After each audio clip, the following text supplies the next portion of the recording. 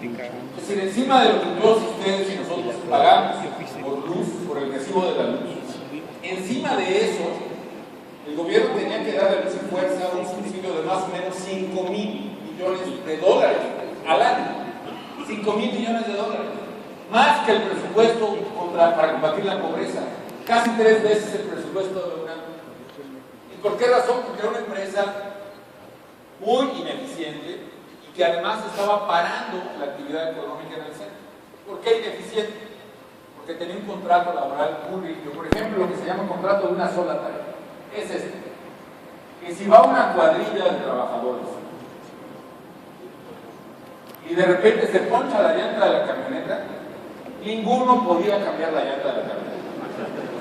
Había que llamar a otra cuadrilla de emergencia para que cambiara la llanta de la camioneta. Y esa cuadrilla pasaba de un lugar a otro, digamos de la delegación Miguel Hidalgo a la delegación Álvaro Obregón o de la delegación Cuauhtémoc, había que pagar también viáticos, hospedaje, alimentación y lavandería. En el momento de la crisis, la propia compañía tenía otro problema. Tenía una espiral de costos, e incluso el pago acumulado era 2 veces, 2.7 veces el pago de los salarios. Se había retiros que era no solo el sueldo completo, sino además compensaciones adicionales. La empresa tenía una inviabilidad. Había otro problema. En el año de la crisis, el sindicato llegó a oponerse al uso de computadoras en las sucursales, lo cual exacerbaba la ineficiencia de la empresa. ¿Qué fue lo que pasó? Evaluamos la situación, había la necesidad de terminar con ese gasto, era además redundante porque había otra empresa que lo podía hacer.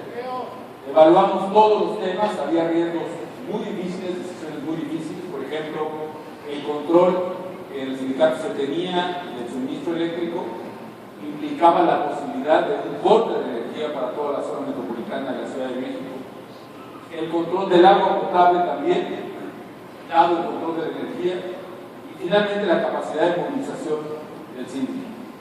Finalmente se midieron todas las cosas, se estimaron, por ejemplo, indemnizaciones que fueron de 2 años y medio en promedio para cada trabajador.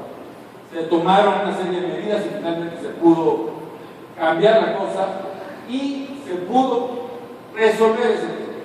¿Cuál fue el resultado de eso?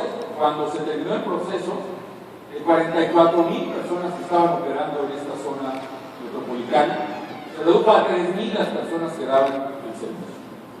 Los apagones de energía eléctrica se bajaron de 1 hora a 6 minutos en promedio por usuario. Y los ahorros operativos fueron de casi el 80%. Hay algo más, en los 2 años siguientes al cierre, hubo 600,000 contratos más. ¿Por qué? Porque había muchos desarrollos habitacionales, por ejemplo, que no se podían conectar o que estaban conectados ilegalmente, muchos centros comerciales que tenían que usar su planta de diésel, etcétera, etcétera. Entonces aumentó la eficiencia y se pudo reducir el déficit de las finanzas. Pero como estábamos enfrentando costos políticos muy altos, ¿qué otra cosa podíamos hacer? Decidimos que no solo íbamos a enfrentar estos